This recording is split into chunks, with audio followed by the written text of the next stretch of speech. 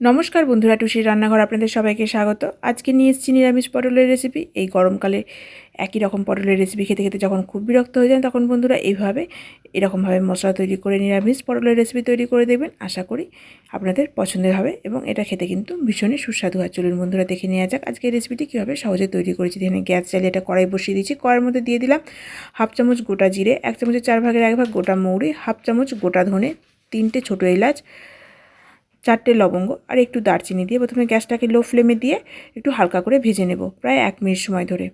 1 minute পরে এর মধ্যে আমি দিয়ে দেব 1 চামচ সাদা তিল, 4 থেকে 5টা কাজুটাকে দিয়ে সাদা তিলটাকে দিয়ে একটু সময় ধরে একটু হালকা করে ভেজে নেব। যখন সাদা তিলটা একটু হালকা বাদামি বর্ণের হয়ে যাবে আর মশলা থেকে একটা সুন্দর গন্ধ বেরোবে, তখন আমি দিয়ে দেবো 1 চামচ শুকনো মেথি পাতা। শুকনো মেথি পাতাটাকে দিয়ে কয়েক সেকেন্ড নাড়াচাড়া করে এটা আমি হামালদিস্তার মধ্যে ঢেলে নেব। ঢেলে ঠান্ডা করে নিয়ে এটাকে আমি গুঁড়িয়ে নেব। এটাই কিন্তু এই তরকারির মূল মশলা। আপনারা চাইলে এটাকে মিক্সিতেও গুঁড়িয়ে নিতে পারেন। আবার কড়াইটা গ্যাসের মধ্যে বসিয়ে দিয়েছি। এর মধ্যে দিয়ে দেবো বেশ কিছুটা পরিমাণে সর্ষের তেল। তেলটা গরম হয়ে যাওয়ার পর এর মধ্যে আমি দেবো আগে থাকতে কেটে ধুয়ে রাখা পটলটাকে দিয়ে একটু হালকা করে ভেজে নেব। পটলটা ভাজার সময় কিন্তু আমি কোনো রকম লবণ কিংবা হলুদ দেবো না। এটা চাপা দিয়ে একটু সময় ধরে আমি হালকা করে ভেজে নেব। এই যে বন্ধুরা, এইরকম হালকা করে ভেজে নিয়েছি। এবার এটাকে একটা জায়গার মধ্যে আমি তুলে নেব। আবারও কড়ার মধ্যে দিয়ে দেবো বেশ কিছুটা পরিমাণে সর্ষের তেল। তেলের মধ্যে দেবো 1 চামচের 4 ভাগের 1 ভাগ গোটা জিরে, একটা তেজপাতা, একটা শুকনো লঙ্কা। ফোড়নটা ভাজা হয়ে যাওয়ার পর এর মধ্যে দেবো 2টো মাঝারি সাইজের টমেটো আমি বেটে রেখেছিলাম, সেটা দিয়ে দিলাম। টমেটোটাকে দিয়ে খুব ভালোভাবে কষিয়ে নেব। যখন টমেটোটা একদম শুকনো হয়ে যাবে, তখন কিন্তু টমেটোটা ভাজা হয়ে যাবে। তখন আমি গ্যাসটাকে লো ফ্লেমে দিয়ে কিছু মশলা দেব। প্রথমে দেবো তরকারির স্বাদ অনুযায়ী লবণ। এখানে আমি হাফ চামচ মতো লবণ দিলাম।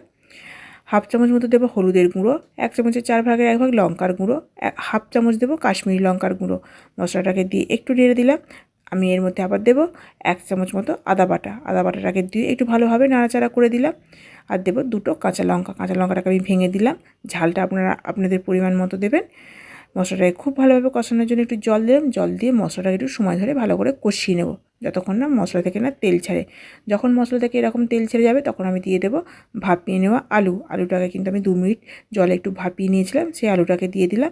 এবার মশলার সাথে খুব ভালোভাবে কষাবো। মশলার সাথে খুব ভালোভাবে নেড়ে চেড়ে দিয়ে গ্যাসটাকে লো ফ্লেমে দিয়ে চাপা দিয়ে 4 থেকে 5 মিনিট সময় ধরে আলুটাকে একটু কষিয়ে নিলাম। তারপর আমি এর মধ্যে দিয়ে দেবো ভেজে নেওয়া পটলটাকে দিয়েও চাপা দিয়ে আরও 2 থেকে 3 মিনিট সময় ধরে একটু কষিয়ে নিলাম। আমি এখানে আলুটাকে ভেজে দিইনি, আপনারা চাইলে আলুটাকে একটু ছাঁকা তেলে ভেজেও দিতে পারেন এই রেসিপিতে। এরকমভাবে বন্ধুরা চাপা দিয়ে আলু আর পটলটাকে খুব ভালোভাবে কষিয়ে নিয়েছি। এবার আমি দিয়ে দেবো তরকারি সেদ্ধর পরিমাণ মতো জল।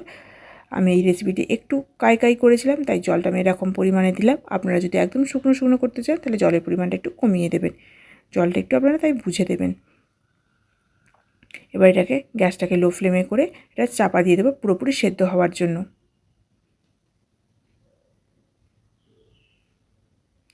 ঢাকনাটা খুলে দেখে নিই আলুটা পুরোপুরি সেদ্ধ হয়েছে নাকি। একটা আলু কেটে দেখে নিলাম, আলুটা পুরোপুরি সেদ্ধ হয়ে গেছে। এই সময় কিন্তু আপনারা লবণটা দেখে নেবেন। এই যে মশলাটা আমি গুঁড়িয়ে রেখেছিলাম হামালদিস্তা, সেই মশলাটা হাফ চামচ রেখে পুরো মশলাটা আমি তরকারির মধ্যে দিয়ে দেবো। একটু খুন্তি দিয়ে নেড়ে দিয়ে গ্যাসটাকে লো ফ্লেমে দিয়ে আরও 2 থেকে 3 মিনিট তরকারিটাকে ভালো করে ফুটিয়ে নেব, যাতে মশলাটা তরকারির মধ্যে খুব ভালোভাবে ঢুকে যায়। 2 থেকে 3 মিনিট পর ঢাকনাটা খুলে গ্যাসটাকে আমি বন্ধ করে দেব। এর মধ্যে দেবো হাফ চামচ মতো ঘি। আমি আর কিন্তু গরম মশলা দিলাম না, যেহেতু ভাজা মশলার মধ্যে আমি গরম মশলা দিয়েছিলাম। ঘিটাকে দিয়ে একটু ভালোভাবে নাড়াচাড়া করে এটা একটা জায়গার মধ্যে নামিয়ে নেব। এই রেসিপিটি গরম গরম ভাত কিংবা রুটি দুটোর সাথে খেতে কিন্তু ভীষণই ভালো লাগে। যদি বন্ধুরা আমার রেসিপি আপনাদের পছন্দ হয়ে থাকে, আমার চ্যানেলটিকে সাবস্ক্রাইব করবেন। দেখা হবে নতুন কোনো ভিডিও নিয়ে। আজকের মতো টাটা।